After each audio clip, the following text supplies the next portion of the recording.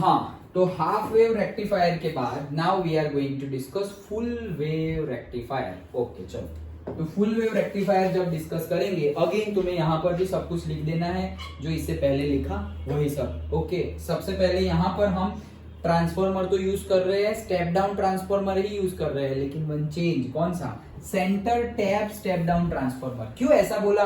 क्योंकि ये जो ट्रांसफॉर्मर है ना, उसके बीच में से पर्टिकुलरली एक सर्किट फिर से ली गई है। वहां पर उसके बीच में से कुछ लिया गया था नहीं, यहाँ पर सेंटर में से एक टेप लगाकर एक दूसरी सर्किट बनाई गई है।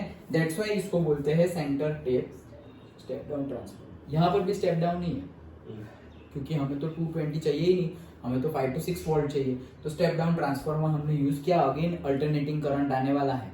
ओके चलो, तो अल्टरनेटिंग करंट आ गया ऐसे सर्किट में, ऐसे ही प्लस माइनस ऐसे आ गया। ओके, तो ऐसे अल्टरनेटिंग करंट आ गया। अब देखो, सबसे पहले जो फिगर यहाँ पर ड्रॉ है, कौन सा बायस है? फॉरवर्ड बायस है या रिवर्स बायस? फिगर में अभी है नहीं, कहाँ दोनों है? ऊपर फॉरवर्ड है, नीचे रिवर्स। हाँ, उस तरह से पूछते हैं, ऊपर कौन सा बायस है और नीचे कौन सा बायस है, क्योंकि दो है ना। देखो, हाँ एक्चुअली तो लिख दिया है, यस। ओके, सो ये कौन सा है? ये देखो, एक डायोड है। ओके, और ये दूसरा डायोड है। मतलब ये एक पीएन जंक्शन है, ये दूसरा पीएन जंक्शन है। और मैंने लिख भी दिया है क्या, सबसे पहले सपोज ये ऐसे जा रहा है, मतलब इनपुट में पहले पॉजिटिव साइड इनपुट हो रही है एसी की। तो पॉजिटिव साइड मतलब यहाँ पर ऊपर पॉजिटिव और यहाँ पर नेगेटिव। अगर पॉजिटिव पी टाइप के साथ कनेक्टेड है तो फॉरवर्ड, तो इसीलिए फॉरवर्ड। और अगर नेगेटिव पी टाइप के साथ कनेक्टेड है तो रिवर्स, तो ये वाली रिवर्स में। अब होगा क्या, हमें पता है कि फॉरवर्ड में तो करंट मिलता है। ओके चलो, तो ये फॉरवर्ड में है तो यहाँ से मिलेगा करंट, मिलेगा और यहाँ आएगा। देखो ये डायरेक्शन शो की गई है, यहाँ आएगा। ओके, ये आउटपुट वोल्टेज है हमारा, ये रेजिस्टेंस लोड है, लोड रेजिस्टेंस, और यहाँ से वापस अंदर जाके सर्किट कंप्लीट। तो मिल गया हमें। लेकिन वैसे ही यहाँ पर से तो ये भी इनपुट जा रहा है, और ये कौन सा है? Reverse bias. जैसे रिवर्स बायस में तो करंट ही नहीं मिल रहा था लास्ट टाइम, तो देखा हमने। तो रिवर्स बायस में कोई करंट नहीं मिलेगा, तो यहाँ से कुछ पास होगा, यहाँ से आगे ही नहीं बढ़ेगा, बात ही खत्म। यहाँ पे टच हुए, चलो घर वापस। ओके, तो यहाँ पर हमें दूसरा, यहाँ पे कोई करंट मिलेगा नहीं। क्यों? क्योंकि रिवर्स बायस में है, सिंपल एज दैट। लगाया इसलिए अभी बताते हैं। ओके, तो गुड क्वेश्चन, लगाया क्यों? ओके, तो उसका भी बेनिफिट है लगाने का, अभी देखते हैं। देखो, अभी क्या हमने समझा कि ये प्लस में है तो ये हो गया। अब क्या हुआ, इनपुट वोल्टेज तो तुमने दिया और यहाँ पर तुम्हें आउटपुट वोल्टेज मिल गया। तो इनपुट वोल्टेज तुमने दिया, तो ये इनपुट वोल्टेज जो प्लस में दिया था वो ये रहा, डन। और इनपुट के बाद आउटपुट में, तो आउटपुट में भी देखो ना, यहाँ से सर्किट में मिला, यहाँ पे आउटपुट वोल्टेज मिल गया। तो जैसा दिया था वैसा ही मिला, जैसा दिया था वैसा ही मिला। तो जैसा यहाँ दिया था वैसा ही आउटपुट वोल्टेज मिल गया, डन। कौन से में से मिला? D1 में से मिला, मतलब हमारा डायोड 1 में से मिला, डन। इतना समझ में, इसमें क्या डिफिकल्टी? इससे पहले का तो हम समझ लिए। ओके, हमने हाफ वेव रेक्टिफायर समझा, फुल वेव उसके जैसा ही है, थोड़ा बहुत चेंज है। वो चेंज अभी बात करते हैं, अभी तक तो जो था वही है। अब ये प्लस एंटर हुआ था ना, तो ये तो अभी माइनस भी तो एंटर होगा, उसके लिए सेकंड वाला डाला हुआ है। कैसे? देखो, अभी क्या होगा, जैसे ये हमारा वेव है, तो अभी ये इनपुट में था, अब ये इनपुट में जाएगा। अब ये क्लीन कर दूं सब कुछ, और दूसरा कलर लेते हैं, चलो। तो अगर ये नेगेटिव इनपुट में जा रहा है तो यहाँ पर आ जाएगा नेगेटिव और यहाँ पर आ जाएगा पॉजिटिव। ये नेगेटिव पी टाइप के साथ, मतलब ये क्या हो गया? रिवर्स। तो अब यहाँ से कुछ मिलने वाला नहीं है। और ये पॉजिटिव पी टाइप के साथ कनेक्ट हो गया, तो ये हो गया हमारा फॉरवर्ड बायस। तो अब यहाँ से हमें करंट मिलेगा और ये इस डायरेक्शन में जाकर यहाँ पर आउटपुट देकर सर्किट कंप्लीट करेगा, डन। तो इसीलिए दूसरा लगाया हुआ है कि अगर एक रिवर्स में चला जाए तो दूसरे में से तो हमें करंट मिल जाए। पहले हमें यहाँ से करंट मिल गया तो ये रिवर्स में था तो नहीं मिला, फिर दूसरे केस में हमें यहाँ से करंट मिल गया, ये रिवर्स में था तो वहां से नहीं मिला, जो फॉरवर्ड में होगा वहां से मिलेगा। तो इनपुट तो अब तुम्हारा नेगेटिवली इनपुट जा रहा है नेगेटिव साइकिल का, तो भी तुम्हारा क्या हो रहा है, यहाँ पर ड्रॉ नहीं किया, नेक्स्ट पेज पे ड्रॉ किया है। तो यहाँ पर भी तुम्हें क्या मिला? तुम्हें तो आउटपुट मिला, तो किसकी वजह से मिला? डायोड 2 की वजह से। तो यहाँ पर भी तुम ऐसे ही बनाओगे, ओके। और भले ही नेगेटिव की वजह से मिला, लेकिन तुम्हारा बना तो पॉजिटिव ही, डन। तो ये डायोड 2 की वजह से डन। तो देखो वहां पर क्या हो रहा था, ऐसे गया फिर ऐसे सीधा, फिर वापस गया और फिर सीधा हाफ वेव में। लेकिन यहाँ क्यों, क्योंकि एक रिवर्स बायस था, वहां पे हमें करंट मिल रहा नहीं था। लेकिन यहाँ पे हमें रिवर्स बायस में भी करंट मिल रहा है। क्यों, क्योंकि रिवर्स बायस एक है, दूसरा तो फॉरवर्ड में है, तो जो फॉरवर्ड में है उससे तो करंट मिलेगा। Done, okay. तो that is the concept. Okay, हाँ ये रहा, देखो फुल। तो अब ये रिवर्स हो गया और ये क्या हो गया, फॉरवर्ड। अब ये फॉरवर्ड हो गया तो डी डायोड 2 फॉरवर्ड हो गया नेगेटिव में। तो जब ये नेगेटिव में जा रहा है, ओके, जब ये नेगेटिव में जा रहा है तो डायोड 2 फॉरवर्ड होके ये भी तुम्हें प्लस में ही देगा। डन। तो ये पूरा का पूरा, ये चाहे पॉजिटिव हो या नेगेटिव, तुम्हें तो प्लस प्लस प्लस प्लस मिलता ही जा रहा है। ओके, तो वहां पर जो पूरा वेव था, वो पूरे वेव में हाफ वेव जो था, वो हाफ वेव यहाँ पर कन्वर्ट हो रहा था। ये जो पॉजिटिव था, हाफ वेव की बात कर रहा हूं, ये तो यहाँ पे कन्वर्ट हो रहा था। और ये जो नेगेटिव इनपुट जब आया तब तुम्हारा ऐसे सीधे लाइन बन गया था। मतलब उसने क्या किया था, हाफ वेव को तो रिमूव ही कर दिया। जो इनपुट हमने दिया उसमें से हाफ वेव को उसने कन्वर्ट किया एसी का डीसी, और हाफ को तो उसने रिमूव ही कर दिया। वेयरएज यहाँ पर उसने ये हाफ को भी कन्वर्ट किया और ये हाफ को भी कन्वर्ट किया।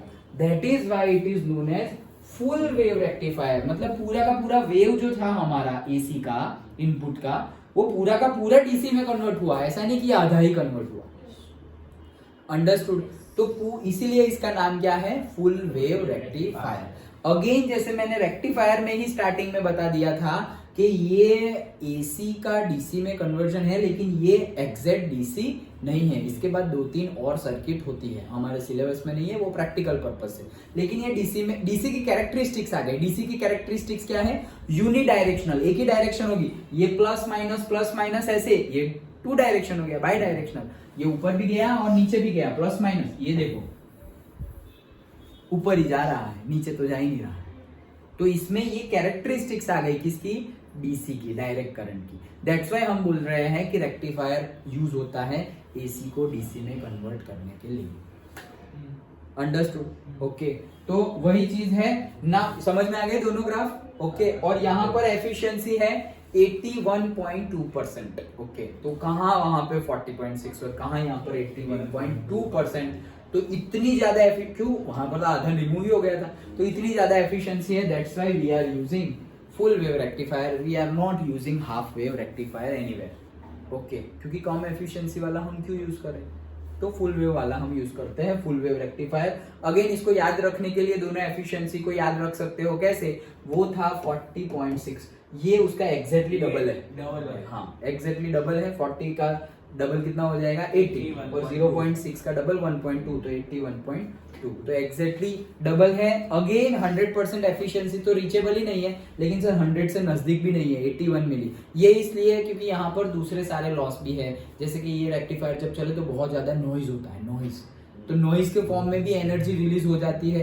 बहुत ज्यादा हीट भी प्रोड्यूस होती है जब रेक्टिफायर ऐसे गरम गरम लगेगा। जैसे ये फैन चल रहा है, तो अगर तुम ऐसे टच करोगे तो गरम गरम लगेगा, बल्ब को टच करोगे तो गरम। क्यों, क्योंकि वो लाइट तो दे रहा है, हीट भी प्रोड्यूस कर रहा है, तो गरम गरम हो गया है। तो वैसे ही रेक्टिफायर ये हीट प्रोड्यूस कर रहा है, मतलब वो लॉस है ना वन टाइप ऑफ। अगर ये सिर्फ लाइट दे और हीट प्रोड्यूस ना करे, ओके, तो एफिशिएंसी हमारी बढ़ जाएगी। लेकिन वो साथ में ही होगा, लाइट और हीट दोनों।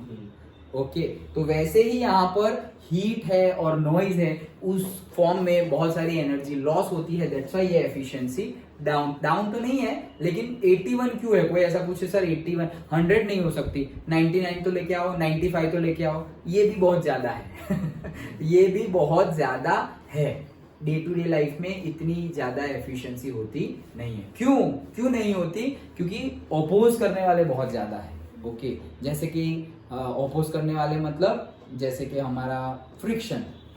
ओके, तो जैसे हम सर जितना पेट्रोल हमारा कंज्यूम हो रहा है, जितना पेट्रोल की केमिकल एनर्जी है, और फिर हम उसको कंबशन भी कर रहे हैं, तो जो थर्मल एनर्जी प्रोड्यूस हुई उतनी ही हमें काइनेटिक एनर्जी क्यों नहीं मिल रही, नहीं मिलेगी, कम मिल रही है। जितनी हम प्रोड्यूस कर रहे हैं thermal energy by use of petrol, उतनी काइनेटिक एनर्जी मिल रही नहीं है। उससे अगर तुम कैलकुलेट करो जूल में, तो वो कम मिलेगी। क्यों कम मिलेगी, फ्रिक्शन को ओवरकम करने में कितनी सारी जा रही है, फिर हम उसके ऊपर बैठ गए तो उसमें भी उसका लोड बढ़ गया, तो उसमें भी उसकी ज्यादा एनर्जी कंज्यूम हो रही है। तो डिफरेंट कंसेप्ट, यही तो होता है। अगर तुम्हारे टायर में हवा कम है, एयर कम है, तो भी वो फ्यूल कंजम्पशन ज्यादा होगा। तुम अगर बोला है कि भाई यहाँ पे सिर्फ 2 सवारी हो सकती है और तुम 4-4 लोग बैठ के एक बाइक पे जा रहे हो, तो भी फ्यूल कंजम्पशन ज्यादा होगा। फिर तुम ऐसा मत बोलना सर मेरी तो इलेक्ट्रिकल है तो उसमें भी गाड़ी की कैपेसिटी होती है कि पर्टिकुलरली इतना ही लोड वो कैरी कर सकती है। ज्यादा करेंगे तो देखो हमारी बॉडी का भी डेफिनेशन है ना, बीएमआई इंडेक्स होता है, तो हमारी हाइट के अकॉर्डिंगली इतना मास होना चाहिए। तो हमारा तो सर मेरा सपोज होना चाहिए 65, मेरा तो 72 है, ऐसे तो क्या बॉडी कैरी नहीं कर रही है, लेकिन फिर बैक पेन हो रहा है, घुटनों में दर्द हो रहा है। ये दर्द क्यों हो रहा है? तुम उसको लोड दे रहे हो, इसलिए हो रहा है। तुम 65 का 65 रखते तो बॉडी को लोड नहीं होता, तो वो आराम से अपने वेट को कैरी करते, और अभी थोड़ा लोड लेके कैरी कर रही है तो उसको लोड पड़ेगा। तो हमारी बॉडी में और बॉडी के अंदर सारे ऑर्गन को भी लोड पड़ रहा है।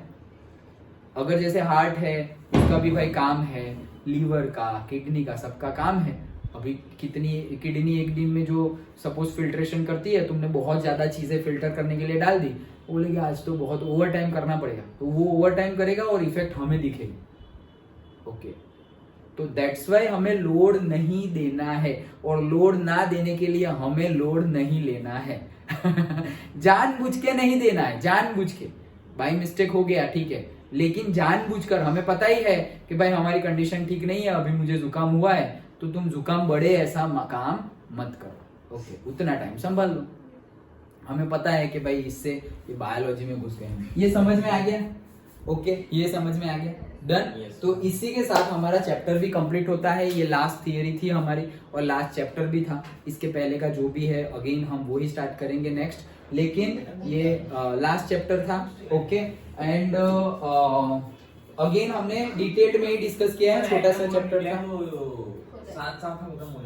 वो तो हो जाए वैसा ही है, लेकिन कहने का मीनिंग है उसके ऊपर बात करते हैं। लेकिन ये चैप्टर में सब कुछ समझ में आ गया, छोटा सा चैप्टर था। ओके, और अच्छे से हमने डीपली सब कुछ कनेक्ट किया, कवर किया हुआ है। अगेन इसकी नोट्स एंड ऑल ये वाली मैं तुम्हें ग्रुप में और से ईमेल कर दूंगा, ग्रुप में भेज दूंगा। डन। Okay, that's it. कोई पढ़ते पढ़ते कोई डाउट हो तो बताना।